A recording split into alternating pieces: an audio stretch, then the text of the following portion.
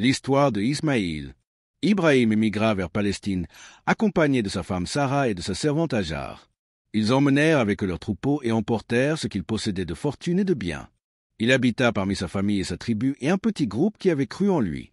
Sarah était stérile, ne pouvait avoir d'enfants et elle s'attristait de voir son mari fidèle souhaiter avoir une progéniture, alors qu'elle n'avait plus d'espoir de porter des enfants, étant bien trop âgée pour cela.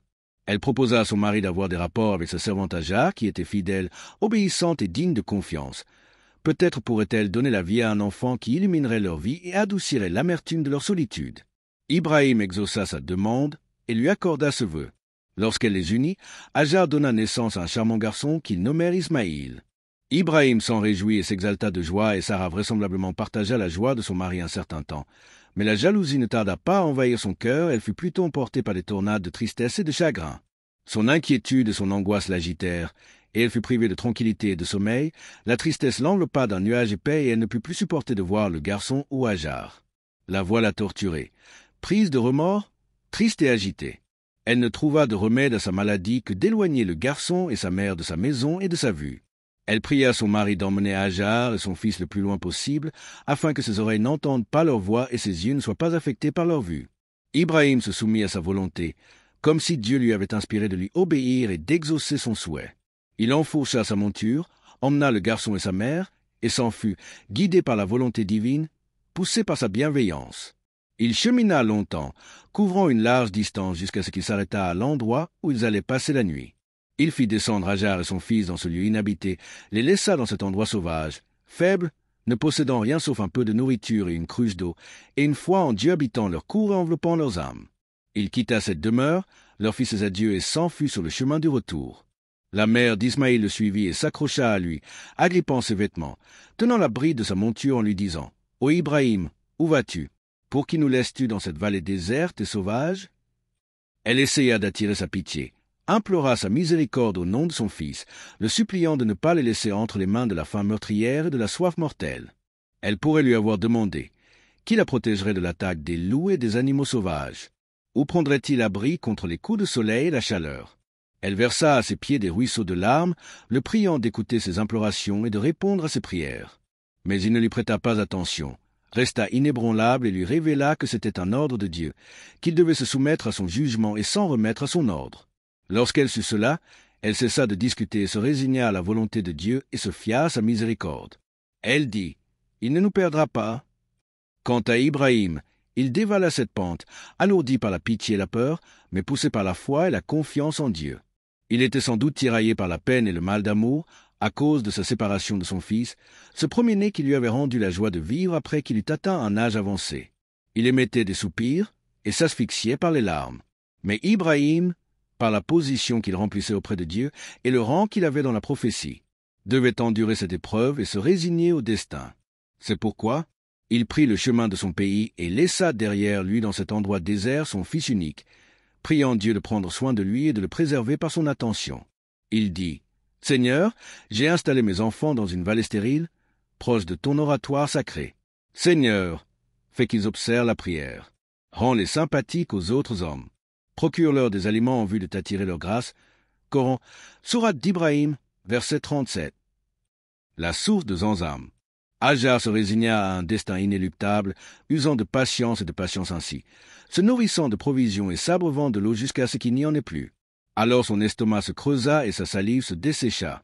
Elle supporta cet état, mais ses seins ne tardèrent pas à se dessécher et elle ne trouva plus de lait pour allaiter son fils, ni d'eau pour ses tanches. La faim et la déshydratation se firent sentir, le bébé se mit à crier, à pleurer et à se lamenter, et sa mère avait l'âme fendue et ses larmes coulaient, intarissables. Elle souhaita pouvoir le désaltérer par ses larmes, mais comment? Elle essaya de trouver une issue à cette impasse. Voir son fils tordu par la faim et sur le point de rendre l'âme lui faisait l'effet d'une pointe au cours. Alors elle le laissa à sa place et s'en alla, errante, courante et pressant le pas, soulevée par l'état de son fils, attristée par ses pleurs et gémissements. Elle se mit à chercher de l'eau et de la nourriture jusqu'à ce qu'elle atteigne le mont Safa. Elle se retourna, effrayée, brûlée d'angoisse par l'affliction de son fils unique. Elle se dirigea vers un mirage qu'elle avait cru de l'eau au pied du mont Marwa. Lorsqu'elle l'atteignit, elle ne trouva rien. Puis elle s'enfuit à nouveau vers son premier but et revint encore une fois à son second but. C'est de cette manière qu'elle consomma ses forces cette fois de suite. Alors que le bébé criait et vociférait, lui déchirant la cour par sa voix. « Ô Seigneur, miséricorde, voici un bébé qui a la bouche si sèche qu'il ne peut plus pleurer et qui a si besoin de nourriture qu'il défaillit. Et voilà une mère qui voit son fils unique rendre l'âme alors qu'elle ne trouve ni secours dans sa solitude ni consolation pour son affliction. Le voilà maintenant grattant la terre avec son pied, donnant des coups de pied au rocher. Peut-être aurait-il pitié de lui lorsque les courses étaient endurées, et compatirait-il avec lui lorsque l'aide se faisait rare. Il frappe et frappe quand soudain l'eau jaillit de sous ses pieds. Des rivières pourraient couler de ses pierres. Elle vit la miséricorde de Dieu l'envelopper et sa sollicitude la couvrir. Elle s'assit, exténuée, la sueur coulant de son front, puis se retourna vers l'enfant avec ferveur, étanchant sa douceur et mouillant ses lèvres par l'eau et fut réjoui de voir la vie couler dans son corps. Il s'élançait vers elle avec ferveur, elle l'étreignait et lui tapota la main. Puis elle lui essuyait les larmes et le divertissait de sa peine et de sa tristesse. Lorsqu'Alexandra la faim, elle fut rassurée sur l'état de son fils, fut sûre de son salut et retrouva la joie de le voir vivant. Elle se désaltéra et reprit la vie. Le nuage gris qui l'avait enveloppé un certain temps s'était dissipé, par la grâce de Dieu et sa bienveillance. Cette source d'eau est toujours présente. Les pèlerins se rassemblent autour d'elle et accourent vers son bassin, espérant avoir une goutte ou revenir après en avoir bu une gorgée. La source attira les oiseaux qui planaient et tournoyaient au-dessus d'elle. Un groupe de jouroums qui marchaient près de cet endroit virent les oiseaux s'y attarder et la survoler. Ils rêvaient que les oiseaux ne se dirigeaient que vers l'eau, alors il envoya quelqu'un vers cet endroit pour les informer de ce qu'il y trouvait. Quand il y alla et découvrit l'eau, il revint vers eux pour leur communiquer la bonne nouvelle. Il s'y rendit en groupe et certains d'entre eux en firent leur demeure. Ajar était content de leur présence, trouvant le repos en leur compagnie et loua Dieu pour lui avoir emmené des gens qu'elles aimaient. Ismaïl l'égorgé. Ibrahim n'oublia jamais son fils. Il se rendit quelquefois chez lui pour se rassurer sur son état et se réjouir par sa vue. Lorsqu'il devint un jeune homme et commença à travailler, Ibrahim vécut dans une chanson qui lui était ordonnée de l'égorger, et la vision du prophète devint réalité et le rêve la vérité. Épreuve après épreuve, malheur après malheur. Un homme âgé, qui avait tenu face au jour, avait combattu le temps, et que les années avaient courbé. Il avait toute sa vie espéré un enfant, et lorsqu'il avait atteint un âge avancé, Dieu lui avait fait don d'un fils unique qui l'avait réjoui et lui avait illuminé l'existence. Ensuite, il lui avait été ordonné de le faire habiter dans une vallée non exploitée, de le laisser avec sa mère dans un endroit désert où il n'y avait pas d'âme qui vive. Il avait obéi à l'ordre du Seigneur, et les y avait délaissés, par foi et croyance en lui et par soumission à son impératif. Dieu leur avait tourné leur misère en soulagement et délivrance, et leur avait procuré des moyens de subsistance qu'ils n'avaient point espérés. Puis il lui a été ordonné d'égorger ce fils chéri, qui était son premier-né et son unique. C'est une calamité qui ferait courber les montagnes bien plantées. Mais les malheurs graves n'ont de même que les grands personnages. Les adversités et les épreuves que subit Ibrahim se doivent d'être à sa hauteur et d'égaliser son importance, comme elle se doit d'avoir le même poids que sa foi et sa croyance en Dieu.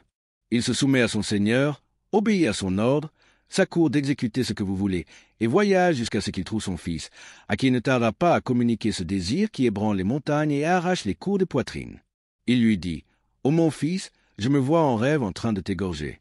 Vois ce qu'il y a lieu de faire. » Il lui expose cette affaire pour lui faire un effet doux et plus facile que s'il avait pris de force et tué par contrainte. Le garçon prend l'initiative en obéissant et se hâta de répondre. « Fais ce qui t'a été ordonné, et tu me trouveras endurant, s'il te plaît à Dieu. » Une piété formidable et une grâce extraordinaire de Dieu, une foi inébranlable et une âme soumise à la volonté de Dieu. Ensuite, il voulait alléger à son père la peine de perdre un enfant et le guider vers un moyen de réaliser son but.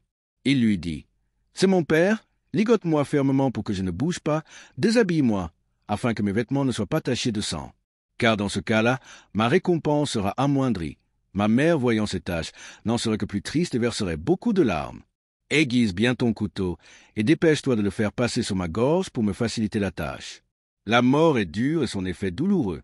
Fais mes adieux à ma mère, et si tu désires lui donner ma chemise, fais-le. Elle pourrait y trouver un peu de consolation pour son malheur, parce que c'est un souvenir de son enfant.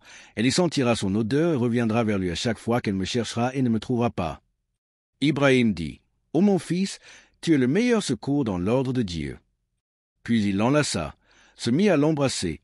Ils pleurèrent et se lamentèrent. Ensuite, Ibrahim se dégagea de son fils, l'étendit sur son côté, le ligota par les épaules. Il prit le couteau et se mit tantôt à le fixer, tantôt à fixer son fils. Puis ses larmes coulèrent et ses soupirs se succédèrent par pitié et miséricorde pour lui. Enfin, il mit le couteau sur le cou et le fit passer sur sa gorge. Mais le couteau ne coupa pas, car la puissance divine en avait brisé la pointe et atténué le raideur. Ismaël dit alors, « Ô mon père, tourne ma face au sol, car lorsque tu me regardes, tu es touché par la pitié qui se tient entre toi et l'ordre de Dieu. » Ibrahim s'exécuta. Ensuite il mit le couteau sur la nuque, mais il ne trancha pas. Ibrahim resta perplexe, et la situation lui était pénible. Il se tourna vers le Seigneur, le priant de lui trouver une issue.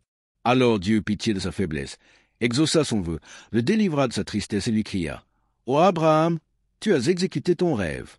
Nous, de notre côté, secourons les hommes de bain. » Sourate des renversés 104 à 105. Ils furent réjouis par la victoire et exultèrent pour leur salut. Ils louèrent Dieu pour avoir repoussé d'eux le malheur et tiré leur tristesse. Ils reçurent la meilleure des récompenses et devinrent dorénavant plus tranquilles, croyants et pieux. C'est bien cela l'épreuve décisive. Dieu a sacrifié pour Ismaël une bête à égorger qu'il aperçut près de lui, prit sa direction et s'abattit sur le couteau qui était émoussé. Il le fit passer sur sa gorge, la bête mourut sur le champ et la terre se couvrit de son sang. C'était le sacrifice pour son fils. Ensuite, l'égorgement des bêtes devint un rite auquel s'adonnent tous les musulmans chaque année, en souvenir de l'égorgement d'Ismaël et en reconnaissance envers Dieu pour son bien.